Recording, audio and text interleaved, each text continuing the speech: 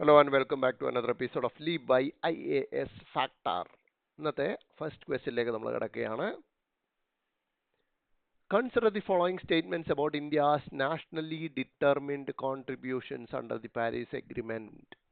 വളരെയധികം തവണ ന്യൂസിൽ വന്നുകൊണ്ടേയിരിക്കുന്ന ഒരു ഏരിയയാണ് ഇന്ത്യയുടെ പാരീസ് എഗ്രിമെന്റ് പ്രകാരമുള്ള NDCs. അപ്പോൾ അതിനെക്കുറിച്ച് 4 സ്റ്റേറ്റ്മെന്റ്സ് ആണ് ഇവിടെ തന്നിട്ടുള്ളത്. നമുക്ക് കണ്ടുപിടിക്കേണ്ട how many of the above statements is or are correct എന്നുള്ളതാണ്.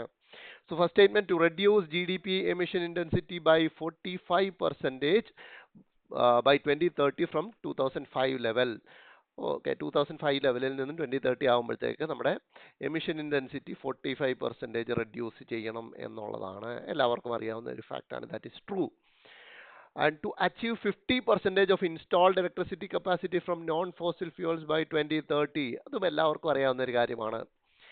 To reduce N2O emissions by 20% by 2030 from 2005 level. ഇത് എന്താണ്? ഇത് കേട്ടിട്ടുണ്ടോ ഇല്ലയോ? പലരും അത് കേട്ടിട്ടുണ്ടാവത്തില്ല. അവിടെ ഇരിക്കട്ടെ. Fourth statement, to create an additional carbon sink of 2.5 to 3 billion tons of CO2 by 2030. ഇതും എല്ലാവരും കേട്ടിട്ടുണ്ട്. So that means 3 എണ്ണം എല്ലാവരും കേട്ടിട്ടുണ്ട്, ഒരെണ്ണം എന്തുകൊണ്ട് കേൾക്കുന്നില്ല? സോ അതിനകത്ത് തന്നെ നമുക്ക് നോക്കുമ്പോൾ N2O ആണ്. N2O നമുക്കറിയാം. നൈട്രജൻ റിലേറ്റഡ് ആയിട്ടുള്ള പൊല്യൂഷൻ ഇന്ത്യയിൽ വളരെ വലിയ രീതിയിലുണ്ട്. നമ്മൾ പൊല്യൂട്ടൻസ് എവിടെ എടുത്താലും അതിനകത്തൊക്കെ N2O കയറി വരുന്നതുമാണ്. ഏതൊക്കെ എയർ ക്വാളിറ്റി ഇൻഡെക്സ് ഒക്കെ എടുത്താലും N2O ഒരു വലിയ പൊല്യൂട്ടൻ്റ് ആയിട്ട് ഇവിടെ കയറി വരാറുമുണ്ട്. പിന്നെ എന്തുകൊണ്ട് നമ്മൾ ഇത് കേട്ടിട്ടില്ല എന്ന് ചോദിച്ചു കഴിഞ്ഞാൽ ഇത് ഇന്ത്യയുടെ NDCയിൽ ഉൾപ്പെടുന്നില്ല. കണ്ടോ? അതായത് നമ്മളിതിനെ പ്രിലിംസ് പെർസ്പെക്റ്റീവിലും മെയിൻസ് പെർസ്പെക്റ്റീവിലും കാണേണ്ടതായിട്ടുണ്ട്. നിങ്ങളൊന്ന് ആലോചിച്ച് നോക്കൂ.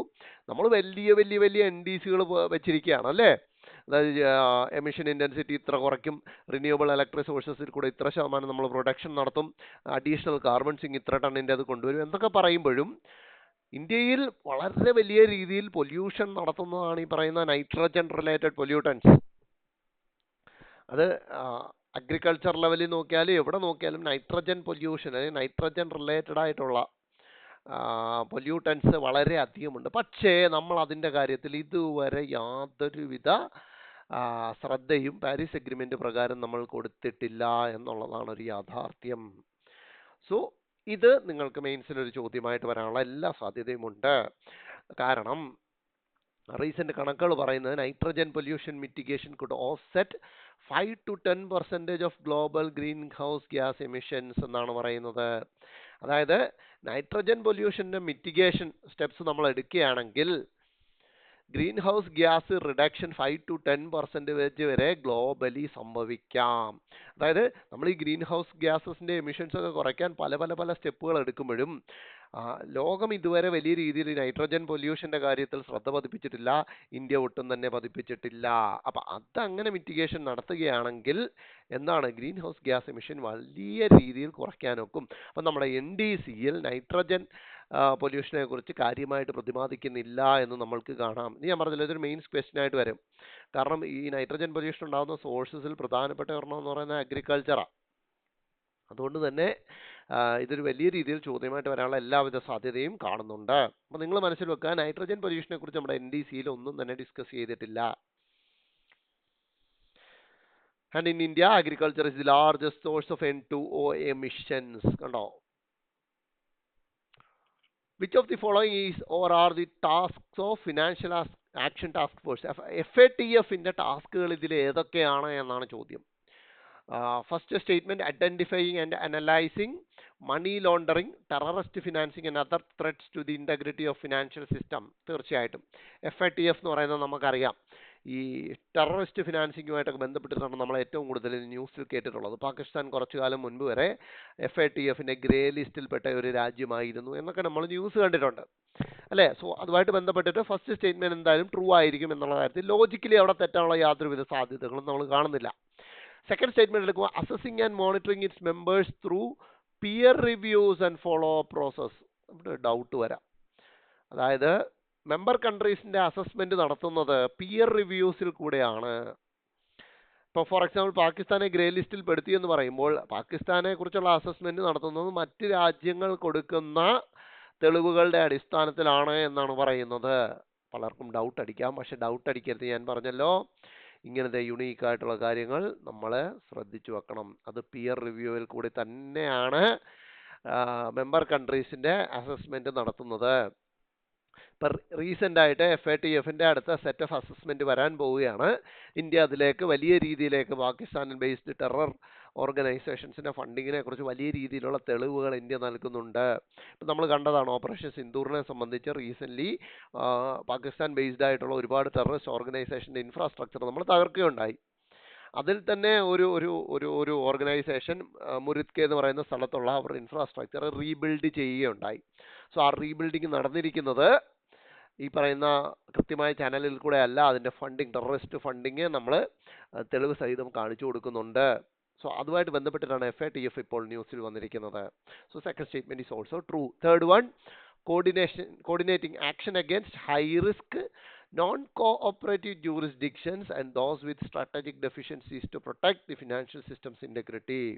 So അതും ട്രൂ ആണ്. അതായത് കോപ്പറേറ്റ് ചെയ്യാത്ത ജൂറിസ്ഡിക്ഷൻസ് ഉണ്ടാവുമല്ലോ, എല്ലാം ഇതിനകത്ത് മെമ്പർ കൺട്രീസ് ആയിട്ട് ഒരുപാട് രാജ്യങ്ങളുണ്ട്. എന്നാൽ അതിൽ കൂടുതലും മെമ്പർ കൺട്രീസ് അല്ലാത്ത രാജ്യങ്ങളാണുള്ളത്. അപ്പം കോപ്പറേറ്റ് ചെയ്യാത്ത ജൂറിസ്ഡിക്ഷൻസിന്റെ കാര്യത്തിലും ആക്ഷൻ എടുക്കാനായിട്ട് FATFന് സാധ്യമാണ്. FATF അതിൻ്റെ അടിസ്ഥാനത്തിൽ എന്താണ് ഗ്രേ ലിസ്റ്റ്, ബ്ലാക്ക് ലിസ്റ്റ് എന്ന് പറയുന്ന 2 ലിസ്റ്റുകൾ പുറത്തിറക്കിയിട്ടുണ്ട്. ബ്ലാക്ക് ലിസ്റ്റ് എന്ന് പറഞ്ഞു കഴിഞ്ഞാൽ തീർത്തും എന്താ പറയേണ്ടത്, അത്രയ്ക്കും എമർജൻസി ആക്ഷൻ എടുക്കേണ്ട രാജ്യങ്ങളുടെ ലിസ്റ്റാണ് ബ്ലാക്ക് ലിസ്റ്റ് എന്ന് പറയുന്നത്. ഗ്രേ ലിസ്റ്റ് കുറച്ചും കൂടെ താഴത്തെ സീരിയസ്നെസ് ആണ്, പക്ഷെ സ്റ്റിൽ സീരിയസ് ആണ്. പക്ഷെ ബ്ലാക്ക് ലിസ്റ്റിന് അത്രയും സീരിയസ്നെസ് കൊടുക്കേണ്ടാത്ത രാജ്യങ്ങളെയാണ് ഗ്രേ ലിസ്റ്റിൽ പെടുത്തുക. ബേസിക്കലി മണി ലോണ്ടറിങ് ആക്ടിവിറ്റീസ് നടത്തുന്ന, ടെററിസ്റ്റ് ഫിനാൻസിങ് നടത്തുന്ന, അല്ലെങ്കിൽ ഫിനാൻഷ്യൽ ഇൻറ്റഗ്രിറ്റിക്ക് തടസ്സം സൃഷ്ടിക്കുന്ന രാജ്യങ്ങളെയാണ് പെടുത്തിയിരിക്കുന്നത്. നോർത്ത് കൊറിയ, ഇറാൻ പോലൊക്കെ ഉള്ളവയാണ് ഈ ബ്ലാക്ക് ലിസ്റ്റിൽ പെട്ടിരിക്കുന്ന രാജ്യങ്ങൾ. ഓക്കെ. ആൻഡ് FATF എന്ന് പറയുന്ന ഒരു ഇന്റർ ഗവൺമെന്റൽ ഓർഗനൈസേഷൻ ആണ്. ആൻഡ് FATFന്റെ സെക്രട്ടേറിയറ്റ് സ്ഥിതി ചെയ്യുന്നത് പാരീസിലാണ്. ഇങ്ങനത്തെ ബേസിക് കാര്യങ്ങൾ നോക്കി വെക്കുന്നത് വളരെ നല്ലതാണ്. How many of the following are part of 4R nutrient stewardship framework? ഇതും അഗ്രികൾച്ചർ റിലേറ്റഡ് ആയിട്ട് വരുന്ന ഒരു ന്യൂസ് ആണ്. അതുകൊണ്ട് തന്നെ UPSC പ്രിലിംസിൽ വളരെയധികം ചോദിക്കാനുള്ള സാധ്യതയുണ്ട്. 4R ന്യൂട്രിയൻ സ്റ്റുവർഡ്ഷിപ്പ് ഫ്രെയിംവർക്ക് ഉണ്ട്. അതിനകത്ത് ഈ 4R എന്ന് പറയുന്ന സ്ട്രാറ്റജിയിലുള്ള ആറുകൾ ഏതൊക്കെയാണെന്നാണ് ഇവിടുത്തെ ചോദ്യം. 4R, right source, right rate, right time, right place. അത് കേൾക്കുമ്പോൾ തന്നെ അറിയാം. അഗ്രികൾച്ചറിൽ ഫെർട്ടിലൈസർ, ന്യൂട്രിയൻ്റ് എന്ന് ഇവിടെ കിടപ്പുണ്ട്. സോ ഫെർട്ടിലൈസറുമായിട്ട് ബന്ധപ്പെട്ടിട്ടുള്ളതാണ് ഈ 4R സ്ട്രാറ്റജി. അപ്പോൾ വീണ്ടും നമ്മളൊന്നുകൂടെ ശ്രദ്ധിക്കും. Fertiliser, right source, right rate, right time, right place. So that means all 4R correct. അതായത് ഫെർട്ടിലൈസറുമായിട്ട് ബന്ധപ്പെടുത്തി നോക്കുമ്പോൾ ഈ 4 എണ്ണവും ചേർന്ന് വരേണ്ടത് ഒരു പ്രോപ്പറായിട്ടുള്ള സിസ്റ്റത്തിന് അത്യാവശ്യമാണ്. നമുക്കതിനകത്ത് ഒഴിവാക്കാനായിട്ട് എന്താണ്, ഒരു വിയേഡ് ഓപ്ഷൻ ഇല്ല. മനസ്സിലായില്ലേ? ഒരു വിയേഡ് ഓപ്ഷൻ ഇല്ല. റൈറ്റ് സോഴ്സ് എന്ന് പറഞ്ഞാൽ എന്താണെന്ന് നോക്കൂ. അതായത് ഓരോ ചെടിക്കും വേണ്ട പ്രത്യേക തരത്തിലുള്ള ഫെർട്ടിലൈസർ ഉണ്ട്. അപ്പോൾ അത് കൃത്യമായിട്ട് ചെടിക്ക് അനുസൃതമായിട്ടുള്ള ഫെർട്ടിലൈസർ തിരഞ്ഞെടുക്കുക എന്നുള്ളതാണ് റൈറ്റ് സോഴ്സിൽ പെടുക. റൈറ്റ് റേറ്റ് എന്ന് പറഞ്ഞാൽ കൃത്യമായിട്ടുള്ള അളവിൽ, കൃത്യമായിട്ടുള്ള മിക്സിൽ കൊടുക്കുക. റൈറ്റ് ടൈം കൃത്യസമയത്ത് കൊടുക്കുക. റൈറ്റ് പ്ലേസ് ചുമ്മാതെ വാരി വിതറാതെ ചെടിയുടെ ഏത് ഭാഗത്തേക്കാണോ അത് ചെല്ലേണ്ടത് ആ ഏരിയയിൽ മാത്രം കൊടുക്കുക. അപ്പോൾ 4R സ്ട്രാറ്റജി ഒന്ന് പഠിച്ചു വെക്കുന്നത് എല്ലാവർക്കും വളരെ നല്ലതായിരിക്കും. Consider the following statements about India Energy Exchange. India energy exchange, ഇങ്ങനെ സംഭവം ഉണ്ടെന്ന് ഒരുപാട് പേർക്ക് അറിയണം എന്നില്ല. അപ്പോൾ അതിനെക്കുറിച്ചിട്ടുള്ള ബേസിക് സ്റ്റേറ്റ്മെന്റ്സ് ആണ് തന്നിരിക്കുന്നത്. കറണ്ട് അഫെയറിൽ പെടുന്നതാണ്. First statement, it is an automated trading platform for physical delivery of electricity and renewable energy. ഇലക്ട്രിസിറ്റിയും റിന്യൂവബിൾ എനർജിയൊക്കെ ഫിസിക്കൽ ഡെലിവറി ചെയ്യാനുള്ള ഒരു ഓട്ടോമേറ്റഡ് ട്രേഡിംഗ് പ്ലാറ്റ്ഫോം ആണെന്ന് പറയുന്നു. ഇന്ത്യ എനർജി എക്സ്ചേഞ്ച് എന്നൊക്കെ കേൾക്കുമ്പോൾ തന്നെ നമുക്കറിയാം, സ്റ്റോക്ക് എക്സ്ചേഞ്ച് എന്നൊക്കെ പറയുമ്പോൾ ട്രേഡിംഗ് പ്ലാറ്റ്ഫോം തന്നെ ആയിരിക്കും. അവിടെ ഫിസിക്കൽ ഡെലിവറി ഓഫ് ഇലക്ട്രിസിറ്റി നടത്താനാണ് എന്ന് പറയുന്നു. ആവാം, കാരണം ഇന്ത്യ എനർജി എക്സ്ചേഞ്ച് എന്നാണല്ലോ പേര്. അപ്പോൾ ഇലക്ട്രിസിറ്റി ഫിസിക്കലി കൊടുക്കണമല്ലോ, അല്ലാതെ ഡിജിറ്റലി കൊടുത്തിട്ട് കാര്യമില്ലല്ലോ. ഓക്കെ, അപ്പോൾ അത് ട്രൂ ആയിട്ട് നമുക്ക് കൺസിഡർ ചെയ്യാം. കാരണം അവിടെ വിയേഡ് ആയിട്ടുള്ള ഒരു കാര്യം അവിടെ പറയുന്നില്ല. ലോജിക്കലി എന്താണ് നമുക്കത് ശരിയാണ് എന്ന് തോന്നുന്ന ഒരു സ്റ്റേറ്റ്മെൻറ്റാണ്. Next one, it facilitates cross border electricity trade. ബോർഡറിന് അപ്പുറത്തേക്കുള്ള ഇലക്ട്രിസിറ്റി ട്രേഡ് സാധ്യമാക്കുന്നു എന്ന് പറയുന്നു. ഇത് ഡൗട്ട്ഫുള്ളാണ്. നമുക്ക് അറിയാമെങ്കിൽ അറിയാം, ഇല്ലെങ്കിൽ ഇല്ല. And last one, it is regulated by central electricity regulatory commission. അതും ട്രൂ ആവേണ്ടതൊരു ഇതാണല്ലോ. കാരണം എന്താ, ഇന്ത്യ എനർജി എക്സ്ചേഞ്ച് ആണ്, ഫിസിക്കൽ ഡെലിവറി ഓഫ് ഇലക്ട്രിസിറ്റി നടത്തുന്നു എന്ന് നമ്മൾ പറയുന്നു. അപ്പം സ്വാഭാവികമായിട്ട് അതിനെ റെഗുലേറ്റ് ചെയ്യുന്നത് ആരാണ്? സെൻട്രൽ ഇലക്ട്രിസിറ്റി റെഗുലേറ്ററി കമ്മീഷൻ ആണ്. ഇനിയിപ്പോൾ നമുക്ക് അറിയേണ്ടത് 1ഉം 3ഉം ഉണ്ടെന്ന് മനസ്സിലായി. 1ഉം 3ഉം ഉള്ള സ്ഥിതിക്ക് ഒറ്റ ഓപ്ഷനേ ഉള്ളൂ, 1, 2, 3. അപ്പോൾ 2ഉം കറക്റ്റ് ആണ് എന്ന് നമുക്ക് കിട്ടിയിരിക്കുന്നു കേട്ടോ. 1ഉം 3ഉം നമ്മൾ ലോജിക്ക് വെച്ച് ക്രാക്ക് ചെയ്യുമ്പോൾ തന്നെ നമുക്ക് അവിടെ ആൻസറിലേക്ക് എത്താൻ സാധിച്ചിരിക്കുന്നു. അപ്പം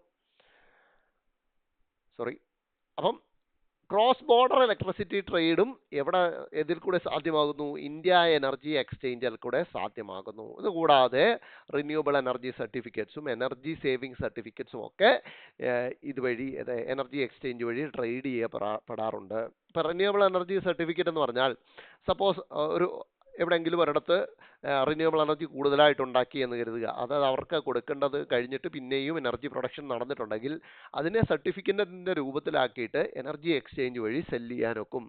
അപ്പോൾ റിന്യൂവബിൾ എനർജി ഒബ്ലിഗേഷനുള്ള, അത് നിങ്ങൾ ആ വാക്ക് കേട്ടിട്ടുണ്ടാവും, റിന്യൂവബിൾ എനർജി ഒബ്ലിഗേഷൻ എന്ന് പറഞ്ഞിട്ട്. അങ്ങനെ റിന്യൂവബിൾ എനർജി ഒബ്ലിഗേഷനുള്ള സ്ഥാപനങ്ങളുണ്ടാവും. അതായത് ഇത്ര പെർസെൻറ്റേജ് അവരുടെ പവറിൻ്റെ യൂസ് റിന്യൂവബിൾ എനർജിയിൽ നിന്നായിരിക്കണം എന്നുള്ള ഒബ്ലിഗേഷനുള്ള സ്ഥാപനങ്ങളുണ്ട്. സോ അവരിപ്പം ആലോചിക്കുക, അവരിപ്പോൾ റിന്യൂവബിൾ എനർജി പ്രൊഡ്യൂസ് ചെയ്യുന്നില്ല എന്ന് കരുതുക. അങ്ങനെയുള്ളവർക്ക് ഈ ഒബ്ലിഗേഷൻ സാധ്യമാക്കാനായിട്ട് എന്തെടുക്കാം? ഈ പറയുന്ന റിന്യൂവബിൾ എനർജി സർട്ടിഫിക്കറ്റ്സ് പർച്ചേസ് ചെയ്യാം. മനസ്സിലായോ? അതായത് ഇപ്പോൾ ഫോർ എക്സാമ്പിൾ ഞാനെന്ന് പറയുന്ന ഒരു റിന്യൂവബിൾ എനർജി പ്രൊഡ്യൂസർ ആണെന്ന് കരുതുക, ഒരു കമ്പനി. ഞാൻ റിന്യൂവബിൾ എനർജി പ്രൊഡ്യൂസർ ആയിട്ടുള്ള കമ്പനി. എനിക്ക് എക്സ്ട്രാ വന്ന പ്രൊഡക്ഷൻ ഞാൻ ഇന്ത്യ എനർജി എക്സ്ചേഞ്ചിൽ കൊണ്ടുവന്ന് സെല്ല് ചെയ്യുകയാണ്. ഓക്കെ. അപ്പം വേറൊരു കമ്പനി എക്സ് എന്ന് പറയുന്ന കമ്പനിക്ക് റിന്യൂവബിൾ എനർജി ഒബ്ലിഗേഷൻ ഉണ്ടെന്ന് കരുതുക. റിന്യൂവബിൾ എനർജി ഒബ്ലിഗേഷൻ ഉണ്ട്. അവർക്ക് അവരുടെ ആവശ്യം എന്ന് പറഞ്ഞു കഴിഞ്ഞാൽ അവർക്ക് പെർ ഇയർ ഒരു 500 kilo watt renewable energy use ചെയ്തിരിക്കണം എന്നാണ്. പക്ഷെ അവർക്ക് സ്വന്തമായിട്ട് സോളാർ എനർജി പ്രൊഡക്ഷൻ ഒന്നും ഇല്ലാത്തത് കൊണ്ട് തന്നെ അവർക്ക് എങ്ങനെയാണ് ഈ ഒബ്ലിഗേഷൻ മീറ്റ് ചെയ്യാനൊക്കുക? ഞാനിവിടെ സെല്ല് ചെയ്യാൻ വെച്ചേക്കുന്ന ഇത് അവർക്ക് മേടിച്ചാൽ മതി. മനസ്സിലായില്ലേ? ഇങ്ങനെയാണ് റിന്യൂവബിൾ എനർജി സർട്ടിഫിക്കറ്റ്സിന്റെ സെയിൽ അവിടെ നടക്കുന്നത്. അതുപോലെ തന്നെയാണ് എനർജി സേവിങ് സർട്ടിഫിക്കറ്റ്സും വർക്ക് ചെയ്യുന്നത്. Okay. Which of the following is or are impacts of La Nina? ജോഗ്രഫിയിൽ നിന്നാണ് ചോദ്യം. ലാനീനയെ കുറിച്ച് റീസെന്റ് ഒരുപാട് പത്രങ്ങളിൽ, ഡിഫറെന്റ് ന്യൂസ് പേപ്പറുകളിൽ കണ്ടന്റ് വരുന്നുണ്ട്. സോ ശ്രദ്ധിച്ചു നോക്കുക. ഇതിൽ ഏതൊക്കെയാണ് ലാനീനയുടെ ഇമ്പാക്ട് എന്നാണ് ചോദ്യം. Strengthening of trade winds, intense cooling of Eastern Pacific, mild winter in India. So El Nino അറിയാമെങ്കിൽ, എൽനീനോയുടെ സമയത്ത് എന്താ നമുക്ക് സംഭവിക്കുന്നത്? ഇന്ത്യയിൽ മഴ തീരെ കുറവാണ് അല്ലേ? എൽനീനോയുടെ ഓപ്പോസിറ്റ് ആണ് ലാനീന എന്നുള്ളതും നമുക്കറിയാം. അതായത് അപ്പം എന്ത് പറ്റും? ഇന്ത്യയെ സംബന്ധിച്ചിടത്തോളം നല്ല അടിപൊളി എന്ത് കിട്ടും? മൺസൂൺ കിട്ടും. ഭയങ്കര മൺസൂൺ കിട്ടും. അതായത് നല്ല മഴ നമ്മൾക്ക് ഇപ്പോൾ ഇന്ത്യയിൽ കിട്ടും. സോ സ്വാഭാവികമായിട്ടും എന്തായിരിക്കും? വിന്റർ നല്ല തണുപ്പുള്ളതാവാനുള്ള സാധ്യതയില്ലേ? ഇന്ത്യയിൽ മൺസൂൺ നല്ല രീതിക്ക് പെയ്തിട്ടുണ്ടെങ്കിൽ എന്താണ്? ഇന്ത്യയിൽ വിന്റർ നല്ല തണുപ്പുള്ളതാവാനുള്ള സാധ്യതയുണ്ട്. ഞാൻ പറഞ്ഞത് ലാനീനയുടെ സാധ്യത എടുക്കുമ്പോൾ എൽനീനോയുടെ ഓപ്പോസിറ്റ് ആണ് ലാനീന. അപ്പോൾ ലാനീന ആകുമ്പോൾ ഇന്ത്യയിൽ നല്ല മൺസൂൺ കിട്ടും. അങ്ങനെ നല്ല മൺസൂൺ ഉള്ള കാലഘട്ടമാണെങ്കിൽ നമുക്ക് വിന്റർ എന്തായിരിക്കും? ഒരിക്കലും ഒരു മൈൽഡ് വിന്റർ ആവാനുള്ള സാധ്യതയില്ല അല്ലേ? ഒരിക്കലും ഒരു മൈൽഡ് വിന്റർ, സാധാരണ വിന്റർ ആവാനുള്ള സാധ്യതയില്ല, കുറച്ച് കോൾഡർ വിന്റർ ആവാനുള്ള സാധ്യതയുണ്ട്. അങ്ങനെയാണെങ്കിൽ ഞാൻ 3 എലിമിനേറ്റ് ചെയ്യുമ്പോൾ 3 എലിമിനേറ്റ് ചെയ്തു I got 1 and 2 only as the answer. അപ്പം നമ്മുടെ കയ്യിലുള്ള നമുക്ക് ലോജിക്കലി ക്രാക്ക് ചെയ്യാൻ പറ്റുന്ന സ്റ്റേറ്റ്മെന്റ്സിനെ ആദ്യം എലിമിനേറ്റ് ചെയ്ത് തുടങ്ങുക. അങ്ങനെ ചിലപ്പോൾ ആദ്യത്തെ ഒരെണ്ണത്തിൽ തന്നെ നമുക്ക് ഉത്തരം കിട്ടി എന്ന് വരും അല്ലേ? ലാനീന എന്ന് പറയുന്നത് എൽ നീനോ സദേൺ ഓസിലേഷന്റെ കൂൾ ഫേസ് ആയിട്ടാണ് കൺസിഡർ ചെയ്യുക. എന്താ ലാനീനയിൽ സംഭവിക്കുക? ലാനീനയിൽ ആദ്യത്തെ statement strengthening of trade winds, അതായത് പസഫിക്കിന്റെ ഈസ്റ്റേൺ സൈഡിൽ നിന്നും വെസ്റ്റേൺ സൈഡിലേക്ക് ട്രേഡ് വിൻസ് സ്ട്രെങ്തൻഡ് ആകും, ട്രേഡ് വിൻസ് ശക്തിപ്പെടും. അപ്പോൾ എന്ത് പറ്റും? ഇവിടുന്നുള്ള ഇപ്പം വാട്ടറിന്റെ ഏറ്റവും മുകളിലത്തെ ലെയറിൽ ഏതാ കിടക്കുക? ഹോട്ട് വാട്ടർ ആയിരിക്കുമോ കോൾഡ് വാട്ടർ ആയിരിക്കുമോ? ഹോട്ട് വാട്ടർ ആയിരിക്കും അല്ലേ? കാരണം ഡെൻസിറ്റി കുറവായതുകൊണ്ട് ഹോട്ട് വാട്ടർ ആയിരിക്കും. അപ്പം വിൻഡ് എന്തെടുക്കും? വിൻഡ് ഇവിടുന്ന് ആ ഹോട്ട് വാട്ടറിനെ ഇങ്ങോട്ട് മൂവ് ചെയ്യിപ്പിക്കും. അതായത് പസഫിക്കിന്റെ വെസ്റ്റേൺ സൈഡിലേക്ക് ഹോട്ട് വാട്ടറിനെ മൂവ് ചെയ്യിപ്പിക്കും. അപ്പോൾ ഇവിടെ എന്ത് സംഭവിക്കും? ഇവിടെ ഇൻറ്റൻസ് കൂളിംഗ് നടക്കും അല്ലേ? ഇൻറ്റൻസ് കൂളിംഗ് നടക്കും. കാരണം എന്താ? സ്ട്രോങ് ട്രേഡ് വിൻസ് അങ്ങോട്ട് കൊണ്ടുപോയി ഹോട്ട് വാട്ടറിനെയൊക്കെ. അപ്പോൾ ഇവിടെ നല്ല കൂളിംഗ് നടക്കും. കണ്ടോ? Intense cooling of Eastern Pacific. Second statement correct ആയത് കണ്ടോ? Intense cooling of Eastern Pacific. Eastern പസഫിക്കിനെ നല്ല പോലത്തെ കൂൾ ചെയ്യുന്നു. അപ്പോൾ ഇതേ സമയം വെസ്റ്റേൺ പസഫിക്കിൽ എന്ത് പറ്റി? ഭയങ്കരമായിട്ടുള്ള ചൂടുണ്ടായി. ചൂടുണ്ടാകുമ്പോൾ എന്ത് പറ്റും? അവിടെ ലോ പ്രഷർ സംഭവിക്കും. എയർ മുകളിലേക്ക് റൈസ് ചെയ്യും. ഈ മൂവ് ചെയ്യുന്ന എയർ എവിടെ പോയി താഴും? ഇപ്പുറത്തെ വെസ്റ്റേൺ പസഫിക്കിന്റെ സൈഡിലേക്ക് പോയി താഴും. അപ്പോൾ വീണ്ടും എന്തെടുക്കും? ഇവിടുന്ന് കൂടുതൽ, അതായത് അതാണ്ട് ഇങ്ങനെ ഈ മോഷൻ സ്ട്രെങ്തൻ ആയിക്കൊണ്ടേയിരിക്കും. എന്താ അതിന്റെ പേര്? Walker circulation. കണ്ടോ? ഈ ഒരു മോഷൻ സ്ട്രെങ്തൻഡ് ആയിക്കൊണ്ടേയിരിക്കും. കൂടുതൽ ചൂട് ഇവിടെ വരും, കൂടുതൽ അത് അങ്ങോട്ട് പോകും. അപ്പം വീണ്ടും കൂടുതൽ ശക്തി ഇങ്ങോട്ട് വരും. ഈ വോക്കർ സർക്കുലേഷൻ സ്ട്രെങ്തൻഡ് ആകും. അതുവഴി എന്തെടുക്കും? ട്രേഡ് വിൻസ് വീണ്ടും ശക്തി പ്രാപിക്കും.